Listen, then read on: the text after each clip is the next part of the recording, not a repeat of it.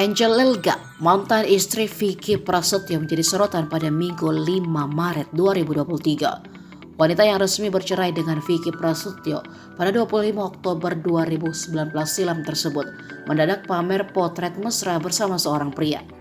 Angel Elga tampak melemparkan senyuman ke arah kamera saat berdiri di samping sang pria. Dalam potret tersebut, Angel Elga mengenakan busana muslim. Ia berpose di samping sang kekasih yang mengenakan atasan kemeja batik bertema biru. Keduanya kompak tersenyum seolah melampiaskan kebahagiaan yang tengah dirasakan. Pada kolom caption unggahan tersebut, Angel Elga menuliskan keterangan dengan tagar ibadah, karena Allah, tawakal, jannah, doa, ridho Allah, halal, dan tanggal 16 Desember 2022. Banyak yang menduga Angel Elga telah menikah lagi.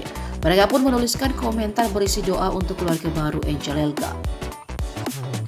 Meskipun telah menuai doa dari kerabat hingga para penggemarnya, Angel Elga belum mengkonfirmasi kabar bahagia tersebut. Sehingga ada pula yang mendoakan semoga rencana pernikahan Angel Elga dengan sang calon suami berjalan lancar. Hingga artikel ini dipublikasi, belum ada pernyataan resmi dari Angel Elga terkait hubungannya tersebut.